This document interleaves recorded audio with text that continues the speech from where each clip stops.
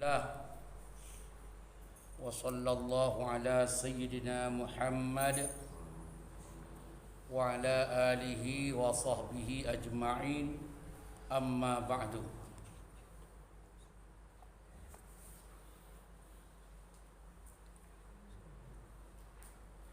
Di dalam kita buat prolog dulu. Di dalam Islam, agama yang sempurna, agama yang mulia, sangat melarang orang-orang menghancurkan ekonomi. Ini prolog dulu, prolog. Jadi kalau kita dalam Islam ini tidak boleh ada cara-cara yang kita lakukan yang menghantarkan kepada hancurnya ekonomi negara dan ekonomi rakyat. Itu sangat dilarang oleh Islam. Sehingga kalau ada usaha-usaha untuk menghancurkan itu melalui sesuatu yang lain, dia dianggap telah melakukan dosa besar. Zaman sekarang yang dikatakan ekonomi itu dalam berbentuk seperti uang. Kalau zaman Nabi, emas dan perak. Emas dan perak itu adalah uang mereka. Maka uang dulu itu emas. Jadi emas itulah uang mereka berbelanja di pasar. Mau beli gandum, emas kita bawa. Emas itu uang. Alat tukar. Perak alat tukar. Bukan kertas, dulu nggak ada. Jadi uang itu berharga. Memang emas kita bawa. Berapa? Misalnya 1 gram emas itu bisa kita tukar 1 karung kurma, gandum dan sebagainya. Jadi kalau begitu emas itu jangan digunakan kemana-mana. Itu uang rakyat, uang negara. Kalau Anda sita emas itu di rumah Anda, itu bangkrut rakyat, bangkrut negara. Tidak ada lagi uang. Kalau emas Anda kumpulkan nggak boleh. Nah, kalau begitu mengumpulkan emas di rumah Anda dengan tujuan Anda berfoya-foya, dengan tujuan Anda bermegah-megah, sombong dan angkuh supaya masyarakat mengatakan Anda hebat, Anda gunakan emas Anda untuk buat piring. Jadi akhirnya di pasar itu nggak ada uang. Anda beli cara mencari emas Anda, membuat gelas supaya Anda dianggap hebat.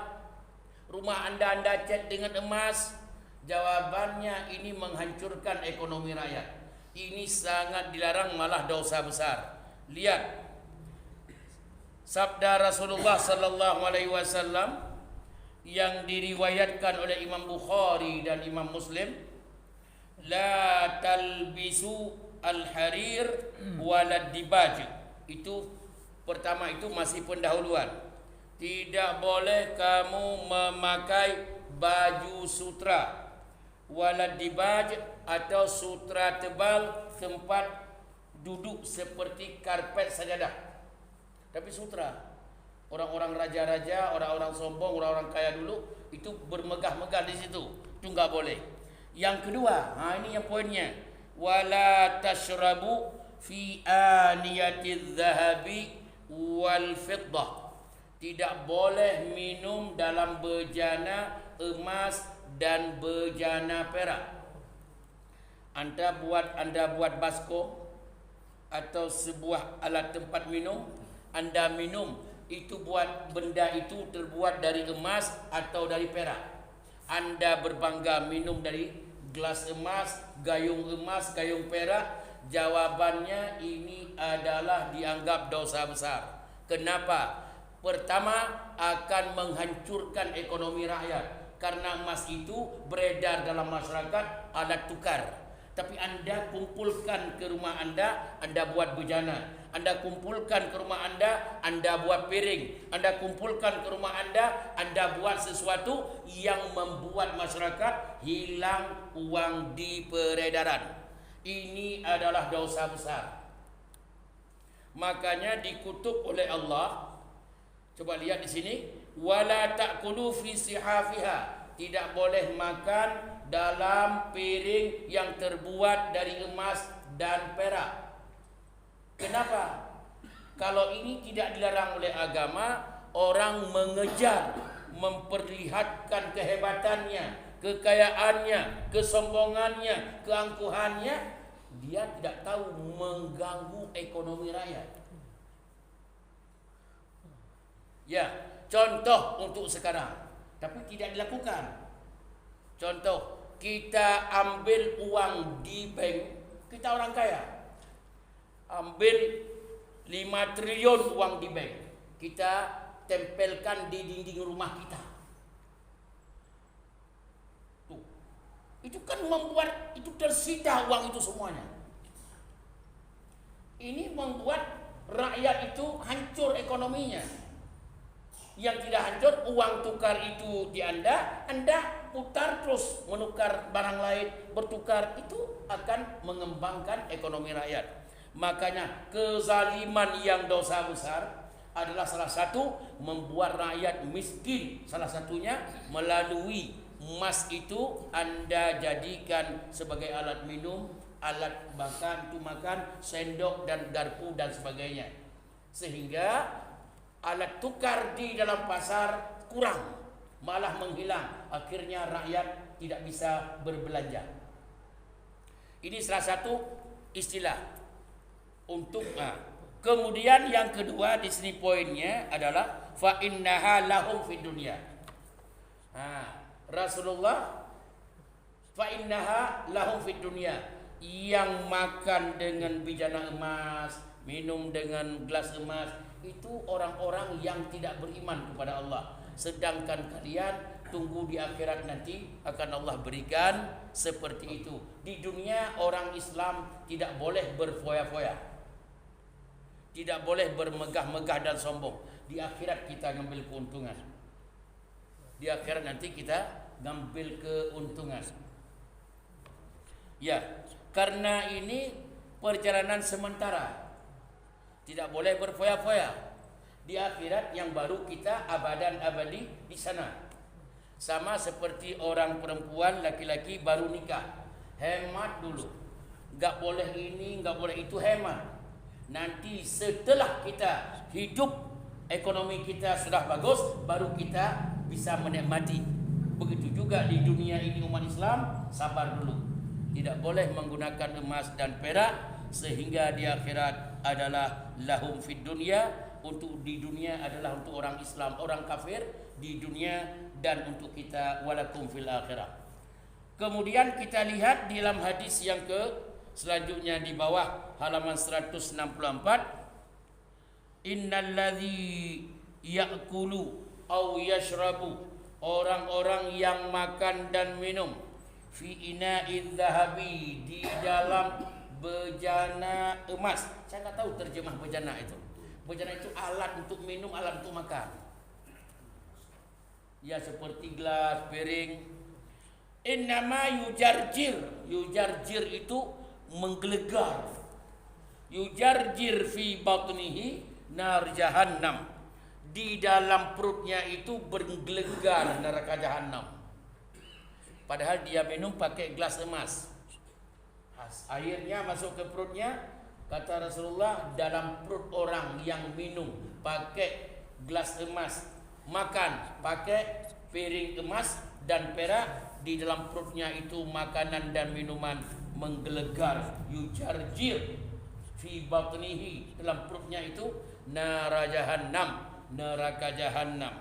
Hadis ini hadis sahih dua-duanya, riwayat Imam Muslim. Kesimpulan, ini kesimpulan.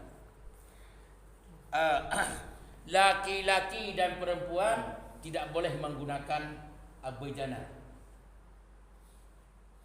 Tapi untuk perempuan boleh sebagai pakaian. Emas dan perak.